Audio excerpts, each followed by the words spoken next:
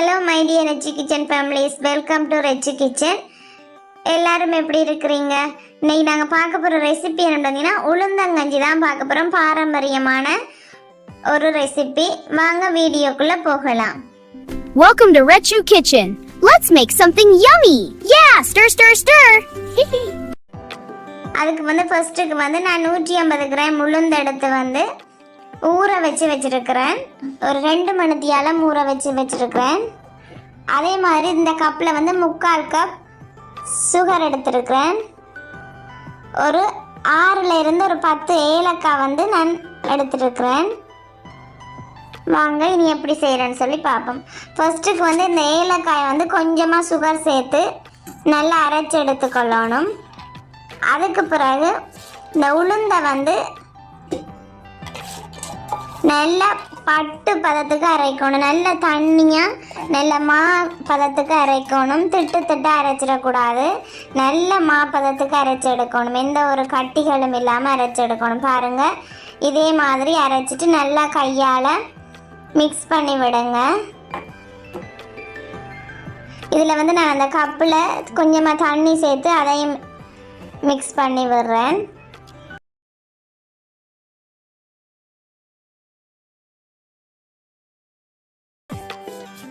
அதே மாதிரி ஒரு தாட்சொண்டு அடுப்பில் வச்சுட்டு அதில் தண்ணி 1 கப் தண்ணி எடுத்துருக்கிறேன். அதை லைட்டாக சூடாகணும். நல்லா கொதித்து வரணும். இல்லை கொதிக்க விட்டுட்டீங்கன்னு சொன்னால் அந்த மா நீங்கள் ஊற்றும் போது திட்டாக திரிஞ்சு போயிடும். அதனால் லைட்டாக சூடு வரும் வரைக்கும் வெயிட் பண்ணுங்கள்.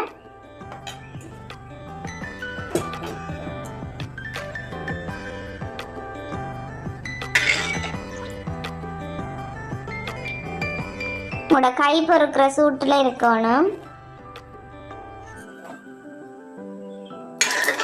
இந்த டைமில் நீங்கள் ஒரு கையால் மாவை ஊற்றிக்கொண்டே மற்ற கரண்டியால் மிக்ஸ் பண்ணி விட்டுக்கொண்டே இருங்க. இல்லாட்டி மா கட்டிப்பட்டு போயிடும். அதனால் ஒரு கையால் ஊற்றும் போது மற்ற கையால் நல்லா மிக்ஸ் பண்ணி விடுங்க.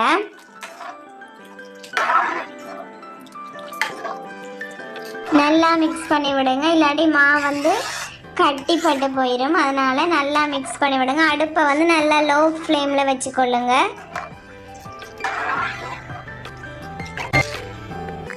ஒரு 5லேருந்து ஒரு 10 நிமிஷம் நீங்கள் மிக்ஸ் பண்ணிக்கொண்டே நல்லா லோ ஃப்ளேமில் வச்சு மிக்ஸ் பண்ணி கொண்டிருக்கும் போது இதே மாதிரி உங்களுக்கு பாருங்கள் நல்லா களி பக்குவத்துக்கு வரும்.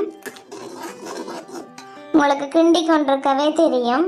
இந்த டைமில் நான் சுகர் சேர்த்துக்கொள்கிறேன். சுகர் உங்களோட இனிப்புக்கு தேவையாக சேர்த்துக்கொள்ளுங்க. அப்படி உங்களுக்கு கூடுதலாக வேணும்னா கூடுதலாக சேருங்க.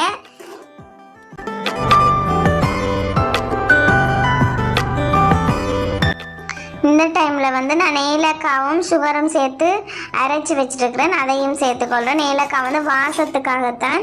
நீங்கள் வெனிலா எசன்ஸும் சேர்த்துக்கொள்ளலாம். ஆப்ஷன் தான். ஏதாவது ஒன்று சேர்த்திங்கன்னு சொன்னால் அந்த கஞ்சி ரொம்ப வாசமாக இருக்கும். அதுக்கு தான் கிட்ஸ் நல்லா ஆசைப்பட்டு குடிப்பாங்க. கட்டாயம் ட்ரை பண்ணி பாருங்கள். கேர்ள்ஸுக்கு இது ரொம்பவே ஹெல்த்தியாக இருக்கும்.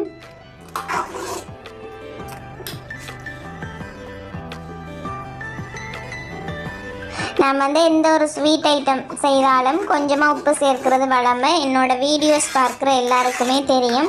அந்த இனிப்பு சுவையை எடுத்து காட்டுறதுக்காக தான் உப்பு சேர்க்கிறது. இந்த டைமில் சீனி அளவெல்லாம் சரியாக இருக்கான்னு செக் பண்ணி பார்த்துக்கொள்ளுங்க.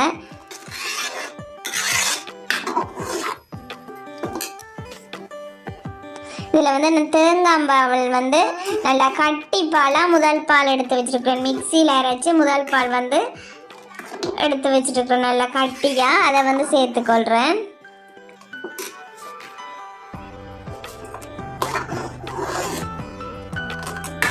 அடுப்பு நல்லா ஸ்லோ ஃப்ளேம்லேயே வச்சு நல்லா மிக்ஸ் பண்ணி விடுங்க.